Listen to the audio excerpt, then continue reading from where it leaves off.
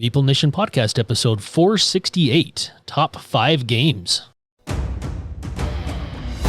Welcome, citizens of Meeple Nation. For the next 30 minutes, sit back and enjoy. Meeple Nation Podcast is sponsored by GameToppersLLC.com. So, funny story. The other night we were playing a little game called Planet Unknown, and it was leading to much frustration on the Nathan side of the table. I don't think he was getting the polyominoes that he really wanted, and it led to a clenched fist and multiple poundings into the side rail of the table topper. And he pounded and pounded and pounded away, and I have to tell you that military-grade aluminum didn't care one little bit. Nothing separated, nothing came apart. So not only are Game Toppers incredibly functional and look great with their neoprene mats and powder coat finish, but also they are designed to take some abuse and shrug it right off. They can take all the frustration and pounding you can send their way. They are that good. We love our Game Toppers, and we know you will too.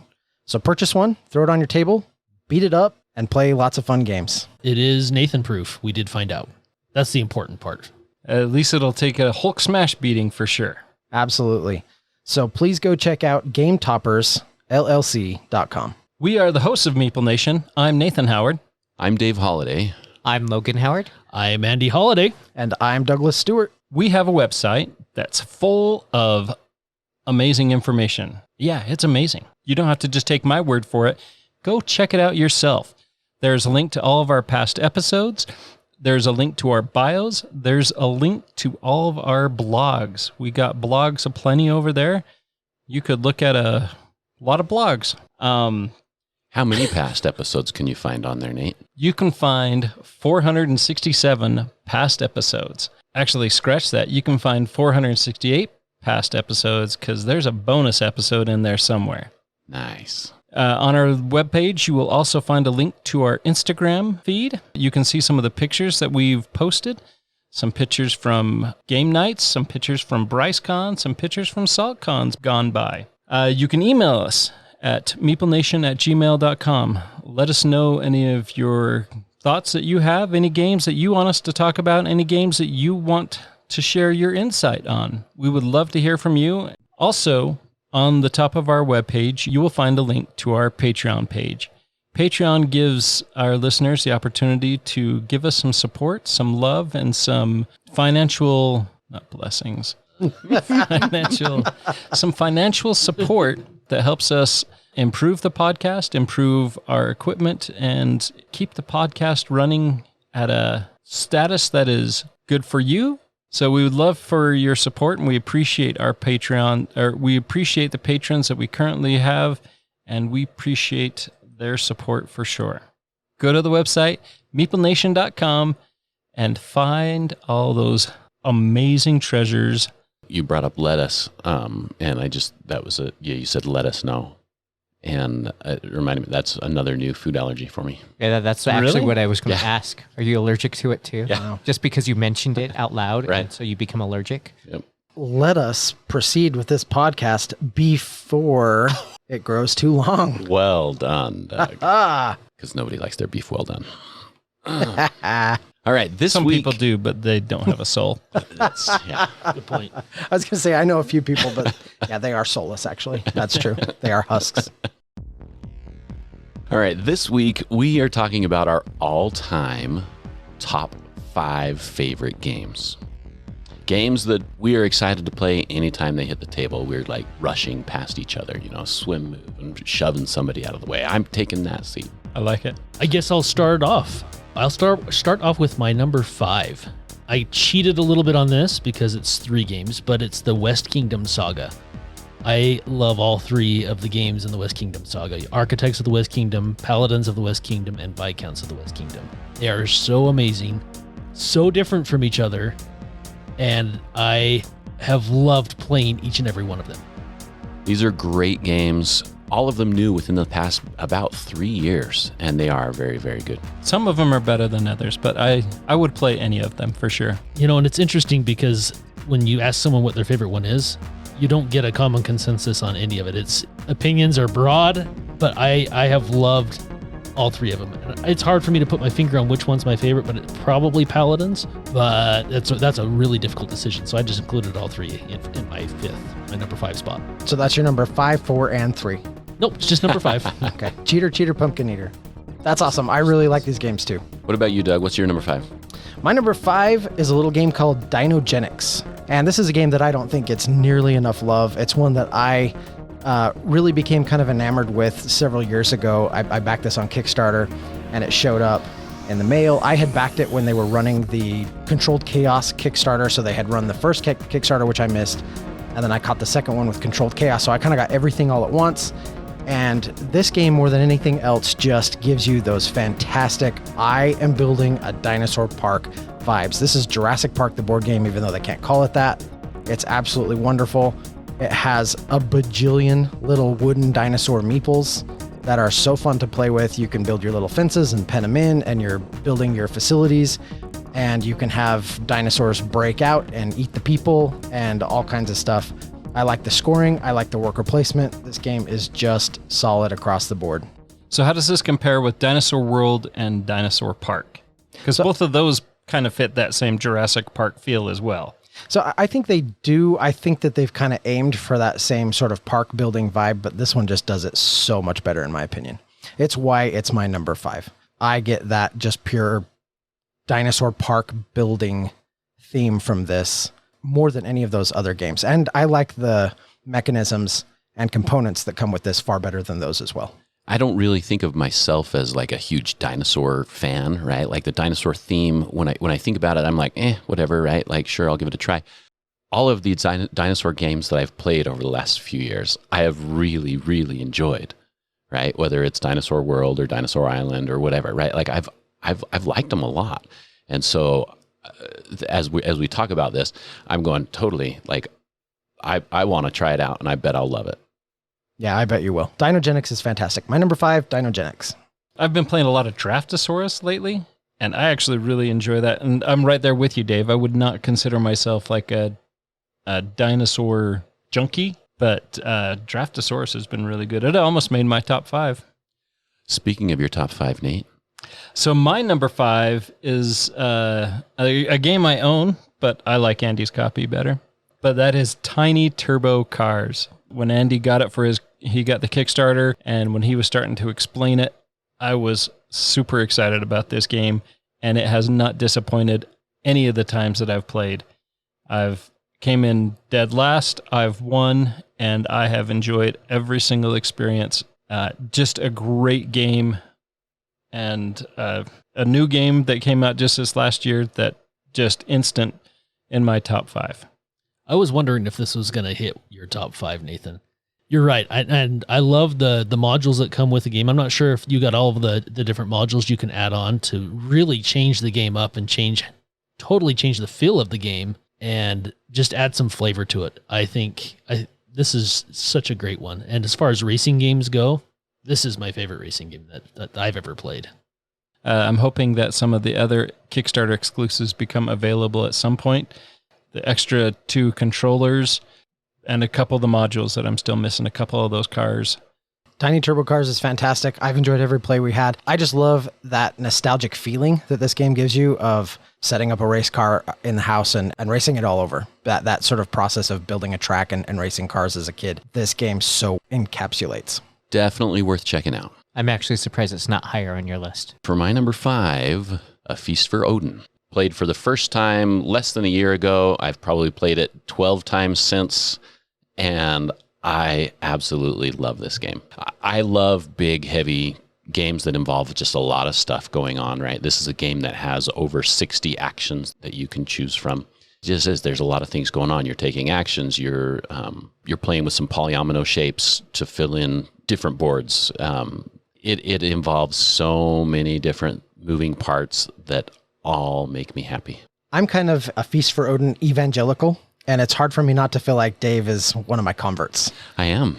Because I taught this one to you a while back, and we have had just nonstop fun playing it. We've played it several times at the table, but we've also been playing it a lot. I think we always have at least one game of it going on BGA. Yeah. I generally have 2 of them going right now. Andy talks about hating online games because of when you make a mistake or whatever and you can't like unfix it or whatever. You can't unfix it? Right. Once you fix it, you can't unfix it at all. But I said or whatever, so that just makes it all make sense. This is a game that I have so many times clicked a wrong button and really hurt myself, but I don't even care. It bugs me, but I'm just having a lot of fun. I don't know that I will ever be good at this game, but I love it. Yeah, I'm right there. I'm right there with you with the online games. I mean, I play enough online games that I make a mistake.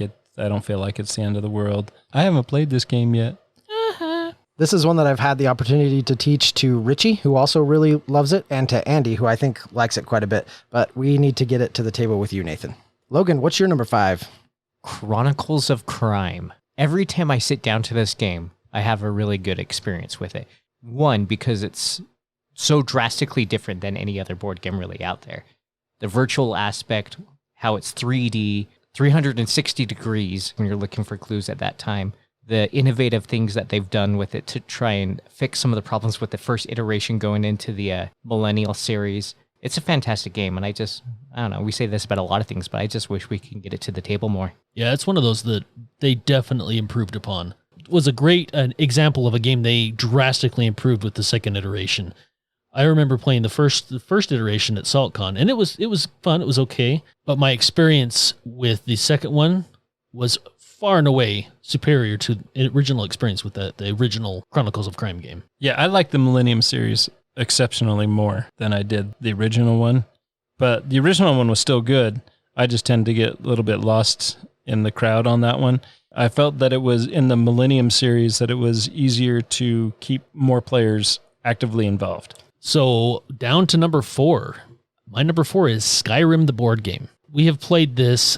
I think that they have done such a great job implementing Skyrim the video game, which is my all-time favorite video game, into a board game. It gives you the feel of Skyrim, the open world, the quests you're going on. It has some cool story that you're trying to do, trying to fulfill with the campaign side of it. I have had so much fun with playing this one. This is another one that I was really worried that I was going to be paying a nerd tax, because there's no way I wasn't buying Skyrim the board game when I saw that it was hitting Kickstarter. Right. Very pleasantly surprised with the implementation of it and how wonderful the gameplay is. It's really a great one, and I couldn't be more happy with it. Yeah, I agree. As somebody who has logged way more time than I care to mention into the video game, this was an insta-back for me. The minute that it hit, I was like, okay, I'm back in this. I hope it's good. And we've had the opportunity now to finish that first campaign, and it's wonderful. It's really good. I can't wait to play more. In fact, I hope that they, in the future, will introduce even more content into the storyline for this game. It's a wonderful system and plays super, super smooth. Oh, I think it's fantastic. The only thing that I wish could be a little bit better is the character customization, because that's what really shined for me in these types of video games. And you get a little bit of that in Skyrim, the board game. My number 4 is a crossover with Dave. It is A Feast for Odin. I think that this game shines just a little bit more when you throw in the Norwegians expansion. I just love the whole plethora of different strategies you can deploy in this game. And if you get blocked, or if somebody else is kind of doing the same thing, you can pivot really easily. You can go down a whole chain of animal husbandry. You can pillage. You can go whaling and fishing. You can go hunting. You can just kind of pick and choose the avenue you want to try to build your little Viking civilization and score as many points as possible. Absolutely awesome game. A Feast for Odin. My number 4 is a newer game, and that is Lost Cities Roll and Write.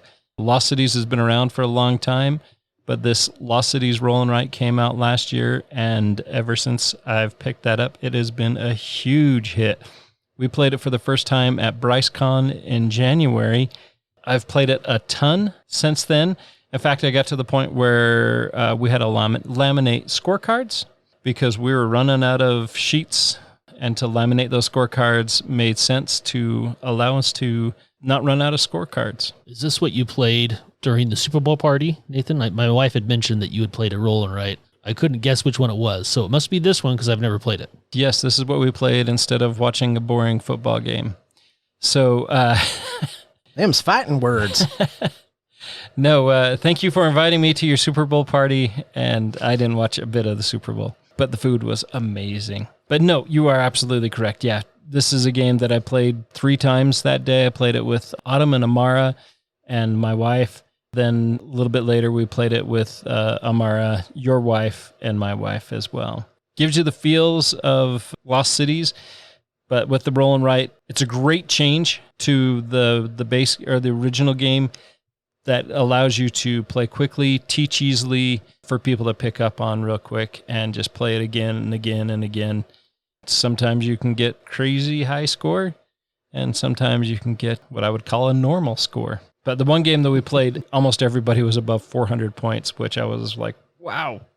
And then the next game, nobody broke 150. So Lost Cities Roll and Write is great. Very cool. Ark Nova, for me, was number 4. I've only played Ark Nova, 5 times-ish, but it's just a great game. My brother Dennis taught this to me.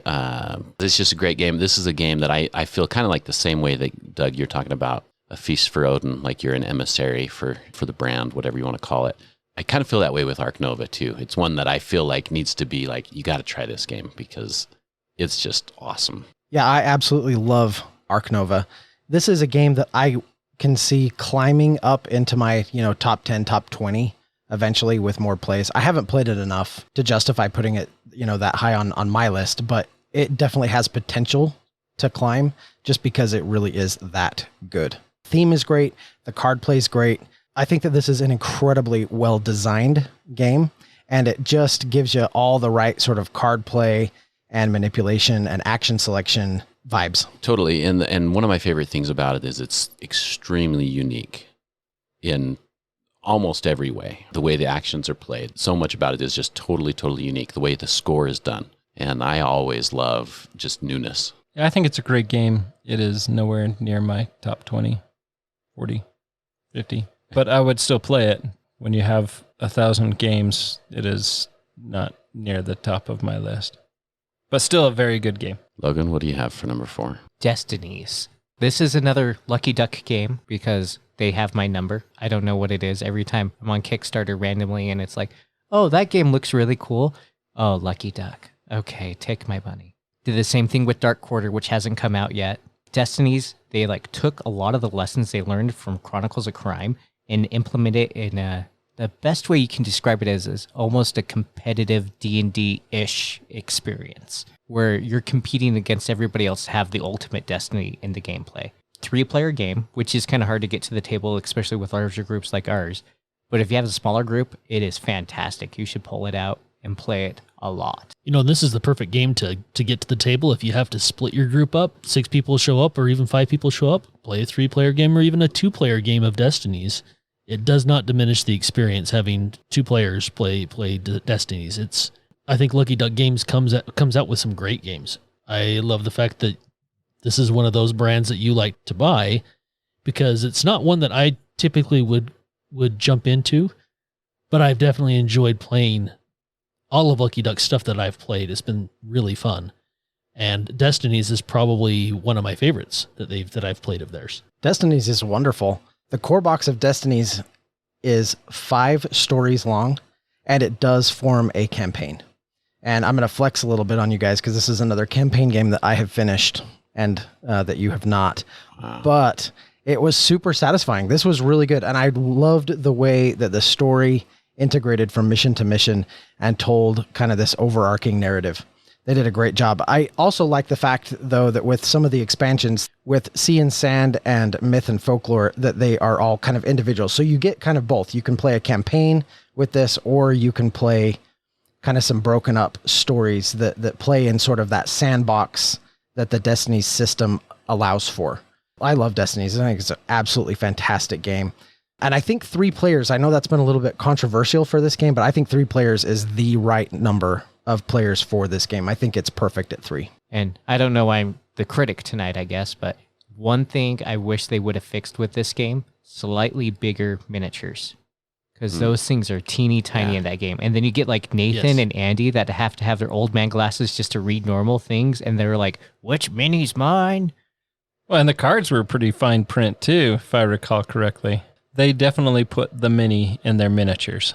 Yeah, 100%. Those minis are mini minis for sure. Like lots of the minis? Or Andy, what's your number 3? My number 3 is Potion Explosion. I had a hard time with my number 3. There was a few games that, I was debating on, but I play Potion Explosion a lot. I absolutely have, I said that too many times. I have a lot of fun with the... You say a lot of... Shut up. I have... You say shut up a lot. Oodles of fun. There it is. With the puzzle aspect of Potion Explosion. Trying to figure out when it's appropriate to get help from the teacher, to get the most out of your explosion, or when it is the best time to utilize the potions that you've already brewed. And just the wide variety of potions that are available in the game can completely change the synergy between potions and how the game plays out. And then you add a teacher into it where you can get scalding tokens if you mess up. For example, you can have a teacher that has it timed. So if you go over time, you get a scolding token, which is worth negative points. That was a fun one. And and the fact that you can have a ton of different options and change the game around, it makes it so the replayability is really high for me. And I've enjoyed every single play of this game, and I've played it a ton. So are we going with Oodles? Oodles. By the way, this is a game that I borrowed from you, Andy, to teach my wife because it's available on BGA. She did not like the game, and I started a game with her anyways on BGA. In person, she had a hard time figuring it out, but online, she is the dominator. I mean, she whoops my butt all the time. is it like the Dominatrix? Kind of. This is a game that turned out that she very much enjoys, and I'm excited that we play this a lot. Oh, that's awesome. I didn't realize that her opinion had changed after playing it online. Drastically changed. That's great. Potion Explosion is fantastic, and I'll just add that they also have a wonderful app. Not just the online play, but the actual like Android, iOS app is wonderful. It really is. It's great. It's always on Andy's phone. Yeah, Yes, I it is. see Andy playing it all the time. I think he's playing it now. It could be. Maybe. My number 3 is a not so little game called Cthulhu Death May Die. I absolutely love the way this game embraces that chaotic, crazy H.P. Lovecraft Elder Gods theme. It kind of cranks it all the way up to 10. It lets you build these custom maps. You've got these massive miniatures that you're throwing out there. It gives everybody an investigator that has at least one asymmetric power. And all those investigators are just going crazy, and that's how you level up. The more insane you get, the more powerful you are. And this game, every single time, comes down to the wire. It's never a breeze. It's super hard and challenging, and we have fun playing it every single time. This is a game that when I first bought it, I got it out and set it up at the table. Me and my wife played it. She took one look at the box and was like, I'm going to absolutely hate this game. Got to the end of that game, and she turned to me and she was like, I'm so sorry. I was wrong. This game was fantastic. This is one I can even get my wife to play. It is that good. I've only played it the one time, and it was such a cool experience and so unique. It stands out among a lot of other games that are similar just because of the fact that the closer you get to going insane and being out of the game, right? You almost have to. You have to do that to win. And I think that's such a cool mechanic in it and really makes it just so different from other games I've played like that. Yeah, it's one of the only games I've ever played where there are people rolling dice, because you roll dice to resolve combat in this. And there are people at the table actively hoping that they fail the roll so that they can go more insane and level up their character. If you roll the dice and they're favorable, you're doing things, you're succeeding, and it's great. And if you're failing, that means you're leveling up. So it creates this really cool system that I think is super fun to play. I was also really excited because just recently Simon launched Cthulhu Death May Die Fear of the Unknown that adds 2 more full seasons and offered a reprint of all of their first run Kickstarter exclusive stuff. So I am super looking forward to getting all of that, hopefully sooner than later. Nathan, what's your number 3? So my number 3 is a classic game that has been on my top 5 for a long time, and that is Attica. An amazing 2-player game. The more players you play with, the less fun it becomes, I feel. But as a 2-player game, one of my favorite 2-player games. Just trying to connect your 2 shrines, and if you can't connect your 2 shrines, you're trying to put all your buildings onto the board, and the first player to do that wins. And this is a game that I have played well over 100 times. look forward to playing it any and every time I can. I appreciate that this is one you taught to me. We've only played this a couple of times, but I thoroughly enjoyed both times that we played it. I think that this is a really good game. I don't have the same history with it that you do, so I don't have that nostalgic draw to it per se. But I do think that it's super solid, and I've had a good time with it every time it's hit the table. I appreciate that you tried to teach me to. Yeah, I don't think Andy had quite the same love for it that I did when you taught it to us, but I love that Andy said, tried to teach me. I think one of the good things about this game is it's as good as it is, as old as it is. It's been re-implemented into US Telegraph, and I have the old original German version of this game. We were at BGGCon just this last November, and we were playing it there, and I didn't even realize there was an English version of it out there, and we were playing this. Wait, these buildings are in English. I was taken back at that point, but yeah, I think this game is great. More likely to find it as US Telegraph. The play and everything's the same, just the names have been changed to protect the innocent. okay, well, we're just going to go ahead and skip Dave's number 3. Logan, what's your number 3? Call to Adventure. Thanks, Doug. I appreciate that. No, sorry, Dave. No, it's fine. What is your number 3? No, that's fine. You can skip it because we'll get to it on my number 2. Well, that's what order we're in, though. Number 3 for me is a game Nate taught to me and Andy. I was going to say forced us to play. I was trying to figure out the right way of saying it. It's a game that I was wanting to play anyway, but he did kind of force us. And I'm glad he did. Seafall. And it's great because at the Super Bowl party that I didn't watch the Super Bowl at, Andy has a copy of Seafall on his shelf. Oh, yeah. That's a game that you'll never play, and you'll probably still never call it. Dennis, a while ago, this was his favorite game for a while. And then at some point, it changed drastically and he hated it and he never finished the thing. And I don't know why. I've been wanting to play it. And so when Nate made us play it, I loved it. He dominates us, and it might be because he knows everything about the game, but it's good. It's a great game just all around. It's a coincidence this is your number 3 because this is my number 3 as well in my bottom 5 games. You're right. There's probably a little bit of familiarity to the game for me, Dave, but I think we'll never finish the campaign, I fear. And Why? Because of you. Because of whiners. Because of whiners. We're like super close. And Andy doesn't believe that his luck is about to change in that game, but I'm pretty sure it is. Your luck's going to change in that game, and you'll never know it now. I feel bad because you're the second person I've, air quotes, forced to play this game. When we went through it the first time, it was Brent, Matt Allen, and I. I really did force Matt Allen to play. I probably shamed him a little much to get him to show up. This is one that you guys invited me to come and play, and I played it once, and I didn't hate it, but once was enough. Yeah, and you weren't... Yeah. I'm not going to even retort to that.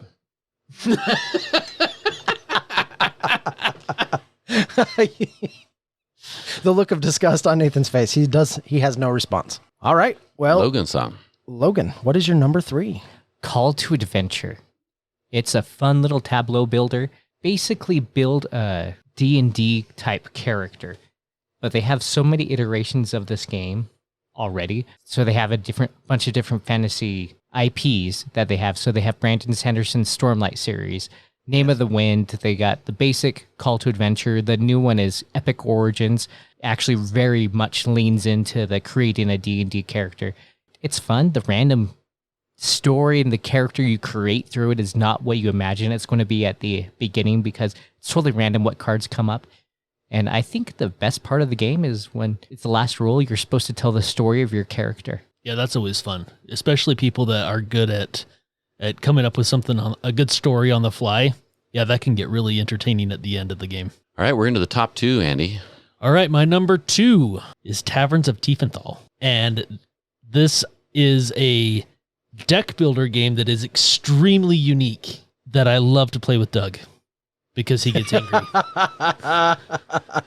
Yeah, the last couple of times have not gone my way, but I also really like this game. Same. I am not nearly as good at this game as you are, and I can't grok it. I can't figure out why I can't get better, but I still love it. It is wonderful. This is a really, really great game. It really is. And I love the deck building aspect of it. I love the upgrading your tavern. And there's so many paths to score points and paths to victory that you can try to do.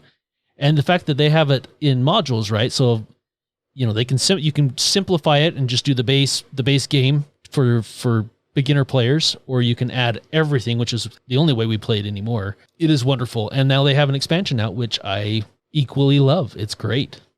I really like some of the additions to the Open Doors expansion. I thought that they were much needed for me because they did help me score a lot more points. And anything that helps me score more points is always going to be looked on favorably. Yeah, once again, it just adds more options for strategy and more options for point scoring. And anytime that an expansion does that, it's adding to the game and not taking away from it. I think it's wonderful. I almost feel betrayed. I haven't played this expansion yet. Next game night then, Logan, we're going to play the new expansion. Friday night. First game, 6:30. Don't be late. I'm in. Every time we've done a top 5, Taverns of Tiefenthal has been like hovering right there for me. It's a great game. Doug? All right. Well, my number 2 is one that kind of has surprised me that it's climbed this high this quickly. It usually takes a lot more plays and a lot more time for a game to really kind of make it up into the upper, that top 5 or even top 10. This is Oathsworn. I have basically loved this game from the moment it showed up on my doorstep. I love everything about it. I think the app is done perfectly. I think the narration is just absolutely spot on. The voice is perfect for kind of that grimdark fantasy setting that it has. The character creation, all of the components, the miniatures, absolutely blew me away. And then, of course, the thing that just drives me on and on and on with this game is just how incredibly good the story is. They managed to keep it fresh. This is not the kind of game where you're going to battle a different boss for all 21 missions in this game. It does things in the story and with its mechanics that make you feel like you are taking on a fresh challenge every single time you get to one of those bosses. I also love that this game doesn't overstay its welcome. For being a big box, this is like 4 big coffin boxes that this game comes in. The sessions are broken up really quite beautifully into 2 halves. You have a story half and a battle half. And once you kind of understand how the AI works and how to play the battle half, it really doesn't take that long. You can sit down and play a chapter of this or play half a chapter of this in relatively short amount of time. It's very satisfying. Everything just works together. And all of these are reasons why I have come to absolutely adore Oathsworn. This is my number 2. I can totally see this being your number 2. And I've only had one play with you on this, and I loved it. As soon as we finished the game, I was ready to go again. That is totally the sign of a great game. When you sit down, you play a 2.5 hour game, which it was our first time, so it probably took a little longer, but I honestly could have played another chapter. Yeah, I was disappointed that we didn't. Yeah, it's funny you should mention that because when I first was busting through this game, that first week that I had it out and was playing it, I had a couple of nights where I was up till like 2, 3 in the morning. I just couldn't put it away. It was that good. My experience with this game is echoed in your words. I thought the game was great. The app was very well done. The voicing was exceptional.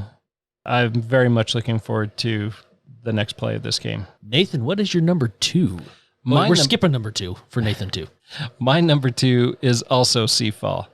Seafall has been a great game. I very much enjoyed the stories part of this game and the discovery, the captain log entries, resolving each of the trials. I've found this to be very enjoyable. It brings me a sad tear to my eye that you don't echo that appeal for this game. The experience of this game very much made it so that this game was in my top 5. Well, I do throw a little undue hate at this game, and it's more for just comedic purposes. There are definitely some issues that make me dislike the game. There are few, but they are big issues for me, right? But the game as a whole, there are so many things to like about it. It's just there's a few things that just break it for me. And we've talked about this, and that's it's kind of how the story gets pushed along, and in a legacy game is something that needs to happen. But yeah, I see your issues, and I understand your issues for sure. But still, this game. For those that don't know, Seafall is, like Nate just said, it's a legacy game, and it's actually it's kind of a true legacy game, right? Like I think they do it really, really well. For me, one of the things that I love so much. It's not based on a true story, Dave. Wow. I don't. Way to pull the Dave card. What would make it not a true legacy? Yeah, that's what I was wondering. There's a lot of games that are legacy-esque that aren't, I don't know. Example. I can't think of any. So what you're saying is half the game is meant to be thrown away, so I could probably just throw my game away. And there you've played it. No. Oh. Well, examples are it didn't happen. Yeah. Andy, if you're going to talk about it, I want to see you actually throw this game away. Okay. I don't think you can. I expect pics on our Instagram. I don't think you can. All right. My twosie is Descent. And I'm just going to leave it at that. Second edition. I'm going to call shenanigans. You are not allowed to leave it at that because Descent Second Edition and Descent Legends in the Dark are two very, very different games with very different systems. You I have agree. to choose. But Descent Second Edition and Descent First Edition actually are the two that I love. Okay, but the big difference there is that Second Edition introduces the app versus it being one versus many. Right. If First Edition had an app, especially an app done as well as Second Edition's app, First Edition hands down would be my favorite. Okay, so Legends of the Dark is not necessarily in the running when you talk about Descent. No. Okay. Well, neither's your face. Good. I've only played Descent Second Edition, and I think it's an absolutely wonderful game. We've kind of talked about this before, but I think it is just dungeon crawl bread and butter. For sure. And I understand why Dave likes Descent First Edition. For the same reasons I like Second Edition, I love the integration of the app. You know, Dave and I were talking about this actually today, is First Edition did such a better job with character customization, just your options that were available. And unfortunately, with each Descent that they've come out with, a lot of that's been taken away. And Legends of the Dark, I as much as I loved the game, I was a little disappointed in my options. It was very linear. There wasn't a lot of branches of different paths of how to customize my abilities and my character. And that was a little bit of a letdown. But I think Descent First Edition definitely was the stronger of the three as far as character customization goes. Having only played Descent First Edition and Journeys into the Dark, I like Journeys into the Dark. Legends of the Dark, you mean? Whatever. Having only played First Edition and Legends of the Dark, I've enjoyed Legends of the Dark more. Considering I only played Legends of the Dark a couple of times, I lean towards Second Edition because I was included. Oh. Me too, Logan. Me too. If you guys want us to like your games more, you've got to play them more with us. Although I feel I dodged the boat with Seafall. You didn't. I was nearly almost included twice. You would probably love the game. Logan, what's your number two? My number two, Doug might be mad at me. It's Nemesis as well as Nemesis Lockdown, and it fell on my list. Why? Spoiler alert, my number one is Shadows of Brimstone. And as much as I love the story and I love the characters, the chaos of the hidden role, like who should I trust, who should I not trust, the aliens are attacking, that sort of thing, it's very set. It's the same game every single time. I love the game. And we're able to play it with Brian and Kyle at SaltCon almost every year. And it's a great experience. I love it. But it's still the same experience, even if I'm playing with a different character. It's slightly different. We play with different expansions. Lockdown is different than the base game. Aftermath is slightly different than the other games. But it's still the same game. Where Shadows of Brimstone, it changes every time from what expansion you're using, what base that you're doing, if you're diving into portals. And so I do love the game, but that's why it's fell on my list. I get that. And it's also very long. The last time we played this was prepping for SaltCon, and oh my goodness, that was a late night. It was a ton of fun. Don't get me wrong, but my goodness, I really hated myself the next morning. Yeah, it was a late night followed by an early morning. Yes, it really was. Followed by a very, very, very long day. And a long weekend. Yeah, it was not the way to start a convention weekend. All right, we are down to number one. Doo-doo-doo-doo. I guess we just continue starting with mine, Shadows of Brimstone. I've already started it. That's a good point. Why don't you go ahead, Logan? Shadows of Brimstone. Actually, Doug, I might digress a little bit. I'm surprised you haven't read more of H.P. Lovecraft's stuff for how much you love Cthulhu-esque games. But Shadows of Brimstone is like Cthulhu meets cowboys, and it's wonderful. There's chaos from the different creatures. You have the sanity you're trying to manage as well as the health, and you're diving into these mines to search for this ore that makes you mutate if you get too much of it, or corruption points. The chaos of what could happen to what does happen is just amazing. I love the game. Like what we were talking about a little bit earlier, the customizability, like happens to their characters is just amazing. Not only that, one thing I think that they've done really well with Shadows of Brimstone is the monster scaling. Every monster has their base abilities, but then you can start adding elite abilities to your monsters if things start getting too easy, or they have different threat levels that you can draw from the different threat decks. It can always be a challenge, and I think they've done a great job with that. There are a few quirks about it that our group has discussed on maybe trying to mitigate, but overall, I mean, Shadows of Brimstone is one of my favorite games too, and it's one of my favorite dungeon crawls for sure. Speaking of dungeon crawls, my favorite number one game is a dungeon crawl, and we've kind of talked about it already, and that is Descent, but it's Descent 2nd Edition specifically. I loved the integration of the app. For me, that made that game. Not having to have a one versus many, especially when most people just want to be the heroes and not be the overlord, absolutely made that game. I played it 2 players quite a few times, and whether we were each of us playing one adventure or doubling up and each of us playing 2, it just has improved the experience from my initial experience with Descent, which, mind you, was still enjoyable, but that app just took it to the next level for me. Has been my favorite game for years and continues to be my number one favorite game. You mentioned the app. The app is fantastic, and that's why I was just saying Descent, because really both of those first and second editions are fantastic. I'm actually a little surprised that Nate didn't like first edition as much, because he loves being the one versus many in another game.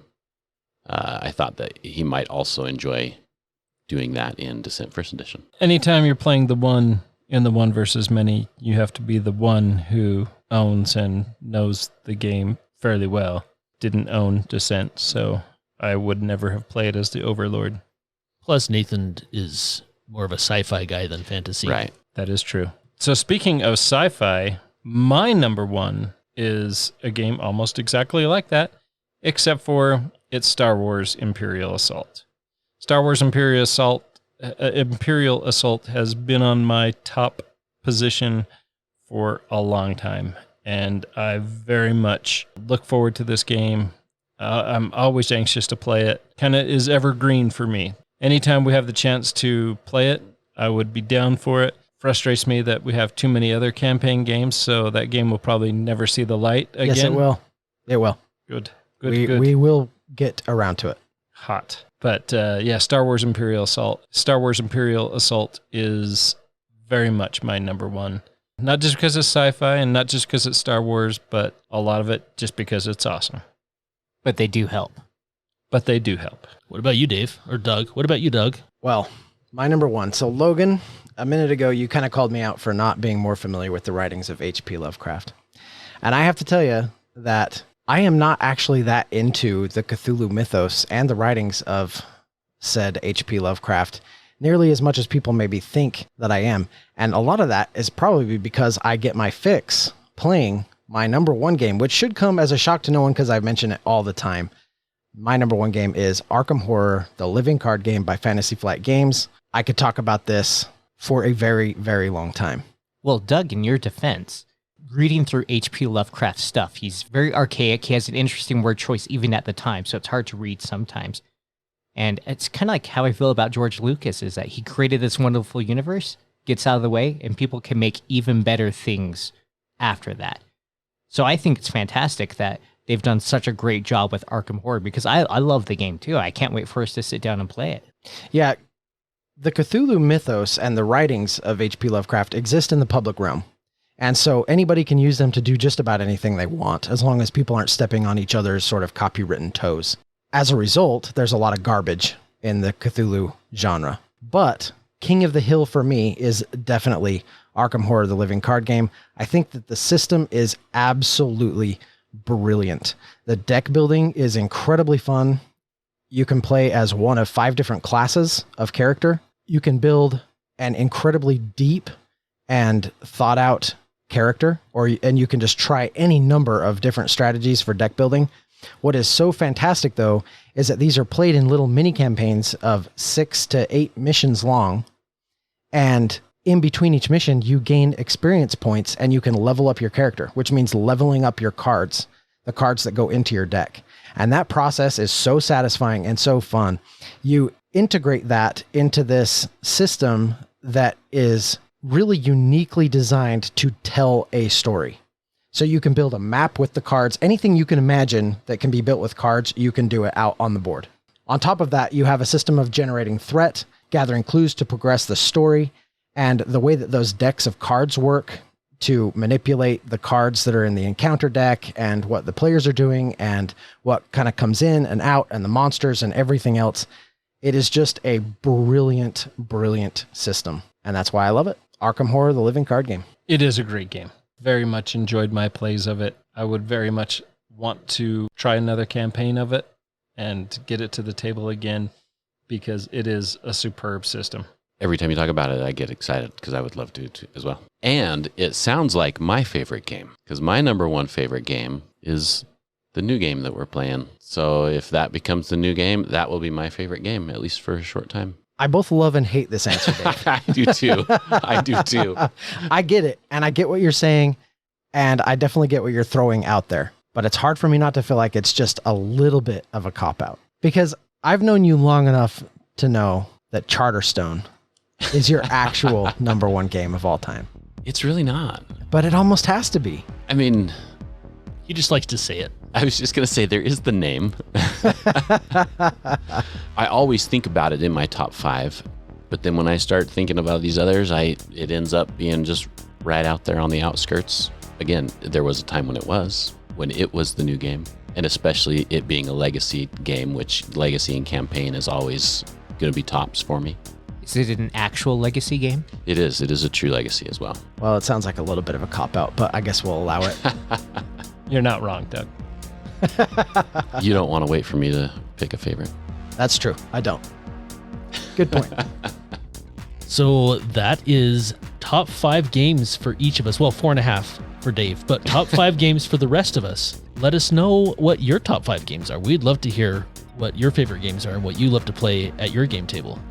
Did I tell you that I'm allergic to lettuce? Until next time. We'll see you at the game table with your top 5 games. As always, we want to thank you for listening. Check out our website. We have all sorts of cool things there. Love those blogs. Get a deeper look into the writing side of Meeple Nation. Join our Facebook group, Meeple Nation Off Air. I look forward to seeing you there. Follow us on Twitter at Meeple Nation. We also have Instagram. Under the same name. We also want to thank our sponsor, GameToppersLLC.com. We love their product, and they have so much goodness out there. And we also want to thank Brain Detergent for our music.